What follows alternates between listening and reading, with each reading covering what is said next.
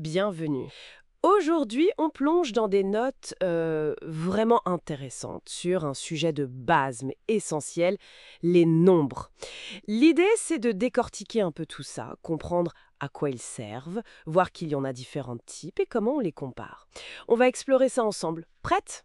Alors, premier point qui saute aux yeux dans ces notes, les nombres, ça sert à évaluer des quantités, bien sûr, mais aussi à les comparer, souvent avec une unité, comme kilo, euro, etc. Tout à fait, Et ce qui est crucial, c'est comment on les écrit, avec la position des chiffres. absolument. Cette structure positionnelle, c'est la base. Les notes le rappellent bien. Unité, dizaines, centaines. Milliers, millions, milliards. Oui, et même après la virgule. Dixième, centième, millième. Comprendre ça, c'est fondamental pour lire et écrire n'importe quel nombre correctement. C'est vrai. Et les exemples donnés sont parlants, hein.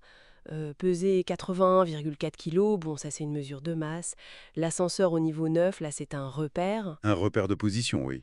Ou encore 31 wagons de plus, là on compare. Ça montre bien qu'ils sont partout, quoi. Exactement.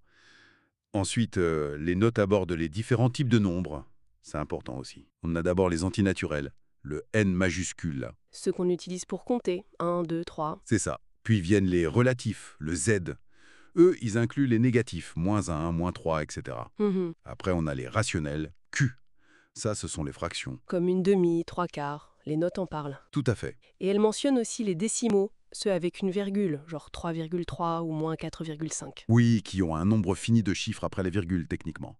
Et enfin, le grand ensemble, les réels, R, qui englobe tout le reste. C'est un peu comme des poupées russes en fait, hein. C'est une bonne image, oui. Chaque ensemble contient le précédent et ajoute quelque chose.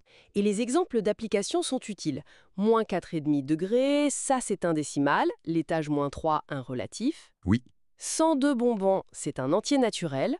Manger les 2 tiers d'une pizza, ah, ça c'est un rationnel. exactement. Et un résultat de calculatrice comme racine de 2 qui donne 1,41 et des poussières. Qui ne s'arrête jamais. Voilà, ça c'est un réel. Ça montre bien comment chaque catégorie trouve sa place dans des contextes précis. Bon, et maintenant, comment on les compare? Les notes introduisent les symboles.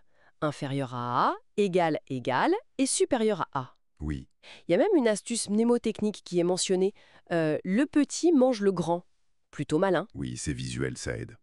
Et c'est fondamental pour pouvoir ordonner les nombres, les classer. Alors, les exemples 1.9 est supérieur à 8,45. 1.9, 8,45, ça va.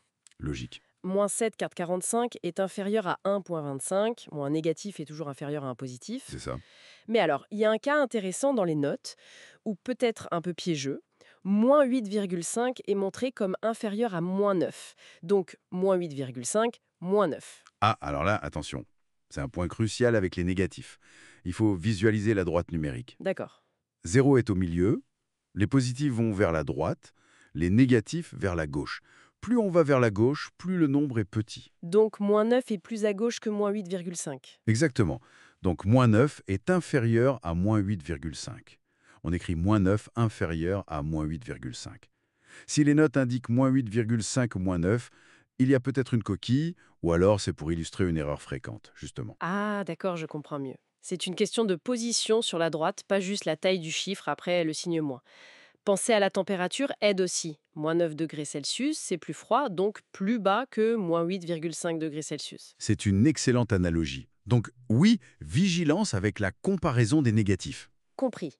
Et donc à partir de là, on peut classer des listes de nombres par ordre croissant Du plus petit au plus grand, ou décroissant. du plus grand au plus petit, voilà. Les notes donnent des exemples pour ça aussi. Bon, alors, si on essaye de résumer ce qu'on a tiré de ces notes. Les nombres, c'est pas juste pour compter, c'est un système structuré. Très structuré, oui, avec la position des chiffres. Ils nous servent à quantifier, comparer. Il y a différentes familles. Entiers, relatifs, rationnels, décimaux, réels, chacune répondant à des besoins spécifiques. C'est ça, Et pour les comparer et les ordonner, on utilise des symboles clairs. Mais attention aux nombres négatifs où l'intuition peut nous tromper. exactement, bien résumé. Et peut-être une idée à emporter pour aller un peu plus loin. Quand est-ce qu'on a vraiment besoin de la précision d'un nombre décimal? Quand est-ce qu'un entier suffit? Et au-delà des exemples, comme la pizza ou la température, où est-ce que ces nombres plus complexes comme les rationnels ou les réels, se cachent dans notre quotidien sans qu'on y pense forcément? Est-ce que le monde qui nous entoure est fondamentalement descriptible par des fractions simples, ou est-ce qu'il a besoin de cette continuité des nombres réels? C'est une question intéressante. Ça ouvre des perspectives au-delà des maths pures. Merci pour cet éclairage. Avec plaisir.